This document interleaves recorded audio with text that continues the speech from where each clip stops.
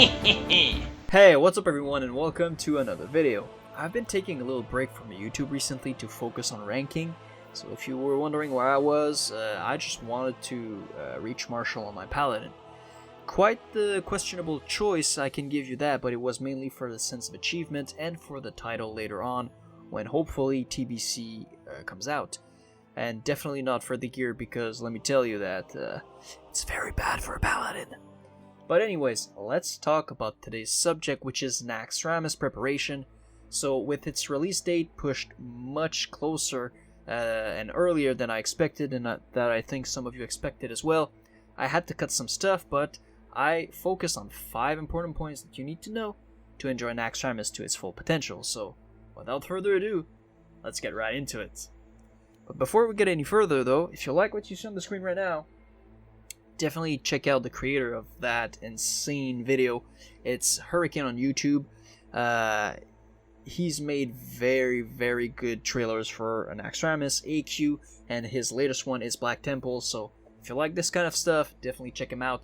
The link will be in the description down below. So first things first, guys, let's talk about the attunement. So just like any other raid in Classic WoW, you need to be attuned before you can enter the raid. But don't worry, this one is actually very easy, as it is based on your Argent Dawn reputation. You don't have to do like 15 different quests. Just go talk to the Archmage in Light's Hope Chapel, and he will give you the quest based on your current reputation. So as you can see, at Honored, Revered, and Exalted, you have different materials that you need to turn in, with Exalted being completely free. So based on your current reputation, you will want to assess if reaching Revered or Exalted is going to be worth it. Going from Honored to Revered is extremely easy because you still get the reputation from the mobs, the bosses, the Scourge Stones, and the quest, and going from Honored to Revered will reduce the cost of your attunement by roughly 200 gold because you'll have 3 less crystals to pay, which are about 50 to 60 gold each, and a flat 30 gold. And it can even be more than that if the price of Arcane Crystal ramps up right before the patch hits. The main concern that you will have is it going to be worth it or not to reach Exalted, because you should already be Revered on your main character. In Stratholme and Scholomance, you don't get any more reputation from the regular mobs, you only get reputation from bosses, Scourge Stones, and quests, so it becomes substantially more difficult to reach Exalted. In my opinion, if you're not at least 60% plus into Revered, don't even bother with it. It's going to take you a lot more time just to go through all of that grind. So it's up to you, but I would say don't bother with the Exalted attunement if you're not close to it already. The second thing I want to talk about today is the Scourge Invasion. So before Nax can be entered, there's going to be a limited world event that will prepare raiders for the Dread Citadel. So there's going to be Scourge Invasions all around Azeroth, a little bit like the 10-hour war right after the AQ gates were opened. You'll find the Scourge Invasions in EPL, Tanarus, Burning Steppes, Blasted Lands, Winterspring, Azshara, and your different capital cities. And there are 3 different reasons why you should participate in those events. First of all, the Argent Dawn Tabard. It is a super cool looking one, and in my opinion, the best looking tabard in the whole game, and it can only be obtained during that event, so definitely buy it before it is over. If you're an RPer, a collector, or you just want to look good with any piece of gear that you will ever get between now and Classic TBC and maybe even Classic Lich King if they push it that far, definitely go for it. It looks good with basically everything, and the best part about it, it only costs 10 Necrotic Rune. Those runes can be obtained by killing the different undeads that will be present at the invasion sites. The second reason you should care about it is because you can acquire Blessed Wizard Oils and Consecrated Sharpening Stones. These can be obtained by turning in 8 Necrotic Runes, and these will become very powerful consumables in Naxxramas because 90% of the mobs in there are actually undeads. If I'm not mistaken, I think the first quest or 2 that you turn in require less than 8 Necrotic Runes per consumable, but after that it's going to be a hard 8 per consumable. So if you're into the parsing meta and or you just want to blast undeads for days and you just like to see very big numbers pop on your screen, definitely consider stockpiling those. In a perfect world, I mean, you would obviously get 2 to 3 per raid weeks for the next 6 months or so, or however the Nax patch is going to last. because for the first few weeks, most guilds are going to take at least 2 raid nights to clear the whole dungeon, or the whole raid, because there are 15 bosses, so it's very, very long. And even if you're in a guild that will complete it in one night at first, or that will eventually be able to complete it in one night, you still might want to min-max your consumables and use something else when you enter the Spider Wing, because obviously it won't be as useful in there. But that will obviously depend on a lot of different factors, mainly if you're a casual player and or if you are on a server with guilds that really want that world first title or NA first or EU first title, because they might rush the event like they did for the AQ opening gates opening. So that's kind of sad, because from the data that we have and from how it's worked in the past, the whole event is done once a certain amount of invasions have been completed. I think it's a few hundred, so hopefully we will all be able to enjoy the event for at least a week, if not more, but that will obviously bottleneck how many consumables that you can get. The third and last reason why you should care about that event is because you can get some blue gear that will give you either spell power or attack power versus undeads, and a very subtle yet quite powerful 3-set bonus that will give you 2% increased damage against undeads. So when I saw that, I asked some friends and I looked into some different discords to see what was up with those gear, was it good or not, and this is the conclusion I came up with. For mages, supposedly it's going to be BIS because of the way that percentage damage interacts with Ignite. Obviously when you have an Ignite ticking for a couple of thousands, obviously 2% makes a big difference.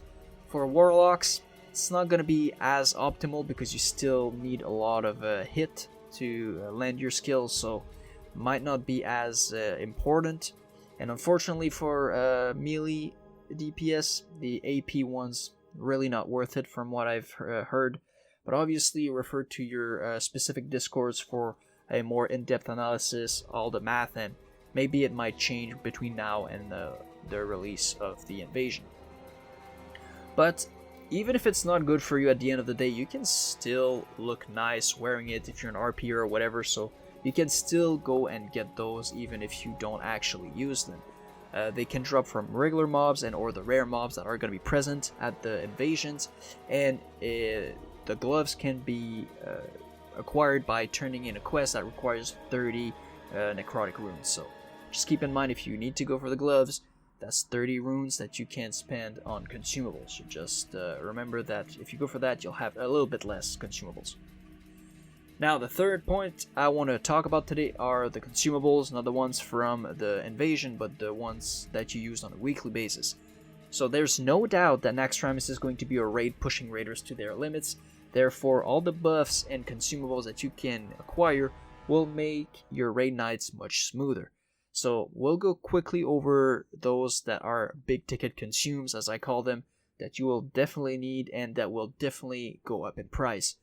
So just keep in mind, even if you're a melee DPS, you can still craft caster DPS or healer consumes, and they will still sell for a lot and you can still make good profits, and vice versa.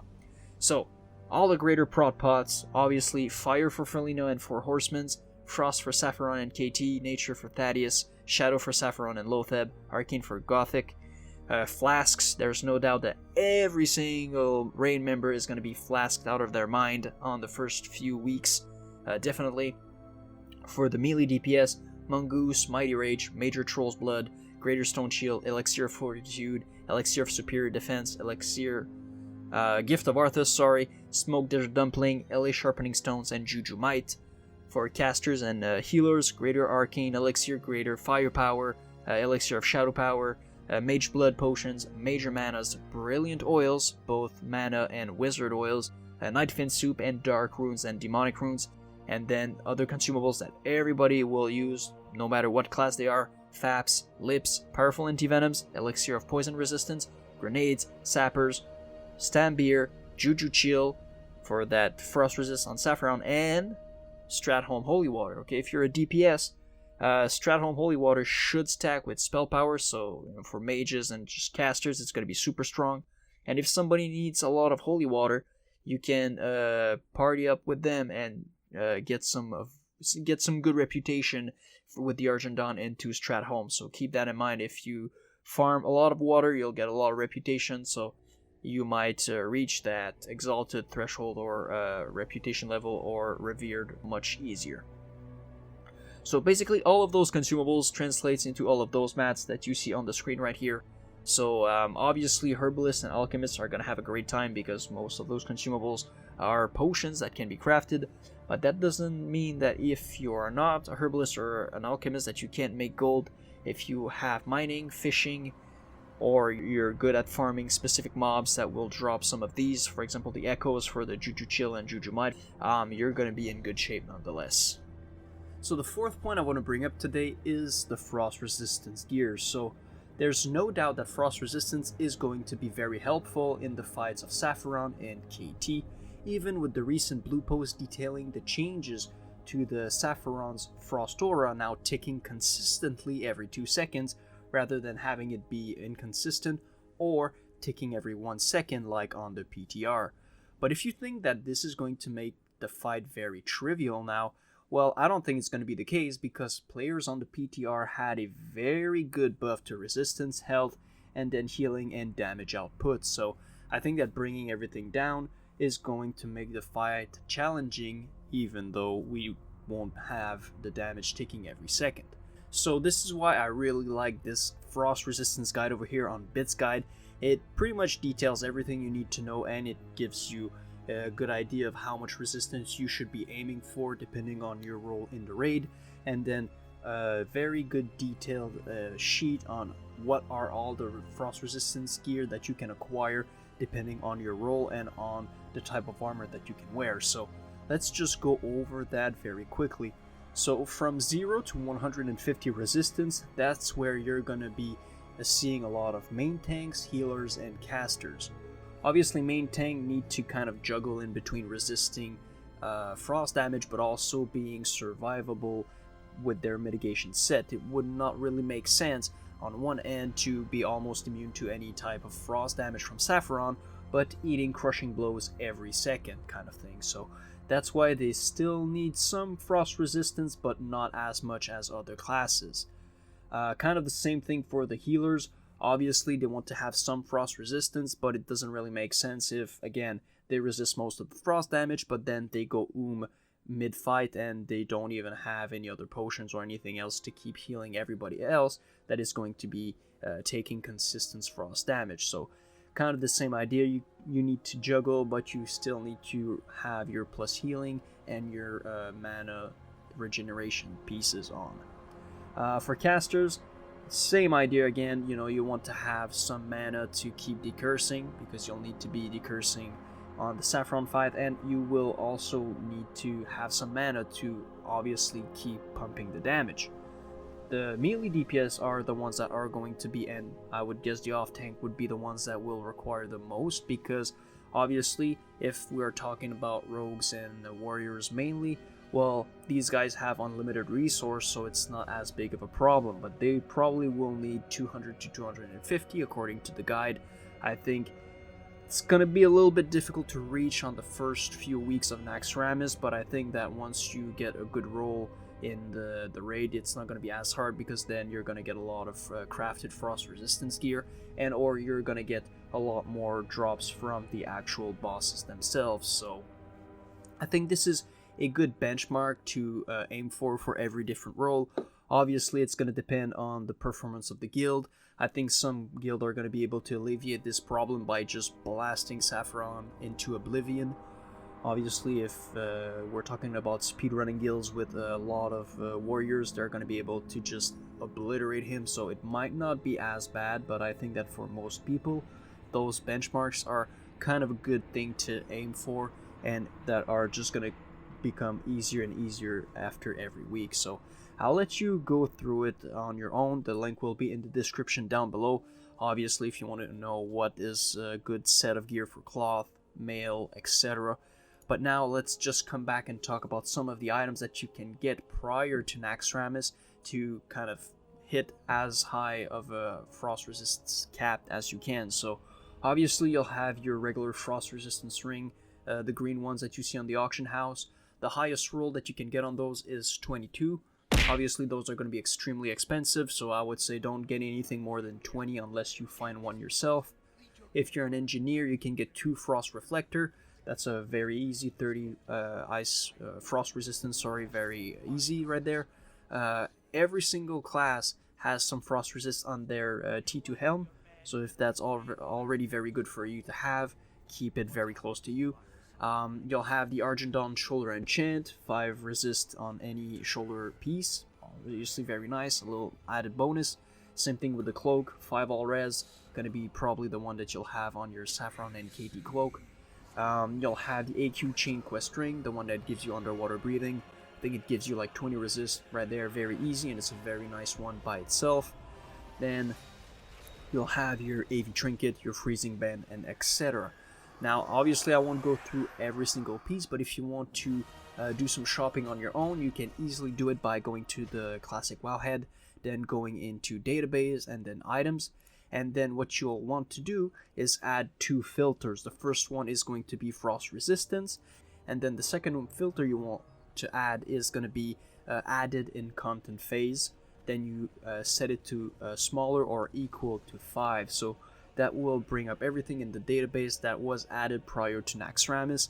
And then on the right here under slot, you can choose the one you are looking for: head, held in offhand, fingers, hand, etc. So you can do your own little shopping.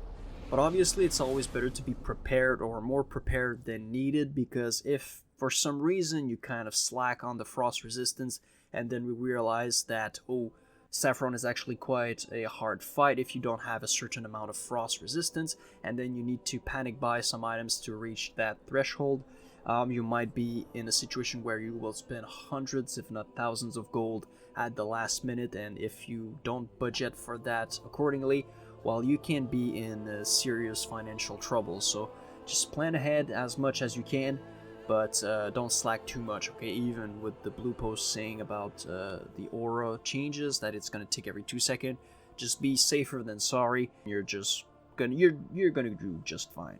And the 5th and last point I want to talk about today is your tier 3 materials. So I won't have to say much here, because as they say, a picture is worth 1,000 words. So there you have it. All of the required trade goods for all of the tier 3 for all of the 9 classes. The only thing I will say though is, first of all, I hope you know which class and spec actually benefit from tier 3 the most. You probably already know that, but obviously, for example, tier 3 for Paladin is super strong, it is well known, but only benefits Holy Paladin. So if you're a Ret or Prot, you're kind of lucky to dodge a hassle of having to acquire all of those materials.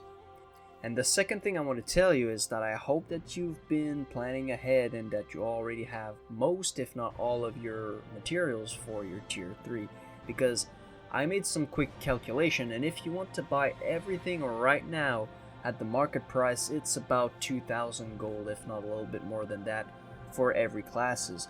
Obviously there's some small fluctuations here and there depending on your class and the actual materials you need, but it's about a nice 2k that you'll need to spend, so I hope that you've been smart about it. But all in all, tier 3 is by far the most badass looking gear in Classic WoW, or at least it is in my opinion, so I hope that you'll be ready to wear it proudly so that you can just look incredibly sexy when you have to AFK at the login screen. So that's gonna be it for today, guys. Thank you very much for watching. I hope you're just as excited as me too. Go in Naxxramas, purge massive amounts of undeads, and get out with amazing gear. So as always, we'll see you soon, and we're gonna close the video with a look at a rendering of Grizzly Hills in the Unreal Engine. Personally, when I saw that, I thought it looked absolutely gorgeous, so I wanted to share it. So there you have it, and take care of yourselves. With the Dread Citadel looming on the horizon, it's now even more relevant and important than ever. So stay blessed.